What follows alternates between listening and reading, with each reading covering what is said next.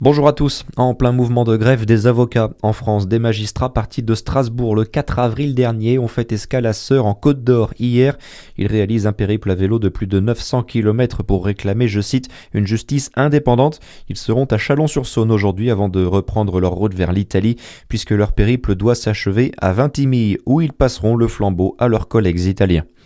Circulation toujours perturbée cette semaine dans le Jura sur la RN5. Des travaux de sécurisation de falaises sont menés entre Fort-du-Plaine et Entre-Deux-Monts. Le chantier doit durer jusqu'au 10 juillet. Une circulation alternée est mise en place. Soyez vigilants. Besançon a vibré au rythme de son carnaval ce week-end, mais un événement est venu gâcher la fête hier. Des militantes du collectif identitaire Némésis ont brandi des pancartes et déployé une banderole à caractère xénophobe lors du défilé.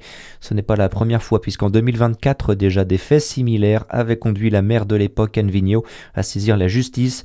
Hier soir, aucune plainte n'avait encore été déposée, mais la police nationale et le procureur de la République ont été informés des faits.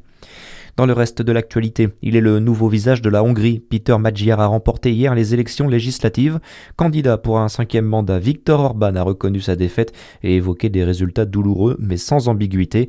La Hongrie a choisi l'Europe, s'est félicité la présidente de la Commission européenne, Ursula von der Leyen. Après l'échec des négociations ce week-end au Pakistan, l'armée américaine annonce le début du blocus des ports iraniens. Ça commencera à 16h, heure de Paris. La dame prend le fou. Cette phrase ne peut s'entendre que lors d'une partie d'échecs. À Lons-le-Saunier, le club L'Échiquier Lédonien ouvre avec le collège Aristide Briand une section sportive échecs, comme il existe une section foot ou basket. Au programme, 4 heures d'échecs chaque semaine pendant les heures scolaires avec au bout la participation à des tournois et des championnats.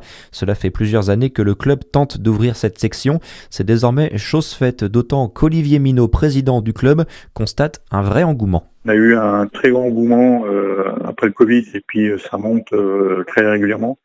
Bon, il y a eu la série Le Jeu de la Dame qui nous a bien aidé par rapport à sur Netflix à l'époque. Et effectivement, on le voit un peu dans la société. Enfin, quand vous regardez dans les publicités, on le voit. On va dire dans les séries, même dans les films, il y a toujours un jeu d'échecs qui traîne. Et ça devient normal de le dire. Avant, c'était un peu connoté entre guillemets intello et pas très bien vu. Là maintenant, ça passe bien dans la société, donc il y a un réel engouement. Ouais. L'histoire et la culture autour des échecs sont aussi enseignées. Un test de sélection est organisé le 26 avril prochain. Et puis on termine par un mot de basket. La suite et fin de la 26e journée de Betclic Elite. Hier soir, Monaco s'est incliné 104-81 sur le parquet de Bourg-en-Bresse et Villeurbanne a battu Saint-Quentin 86-70. Notez la défaite samedi de la JDA 74-111 à Cholet. Chalon s'est aussi incliné à Boulazac 90-94. Très bonne journée sur Fréquence Plus. À suivre, c'est votre météo.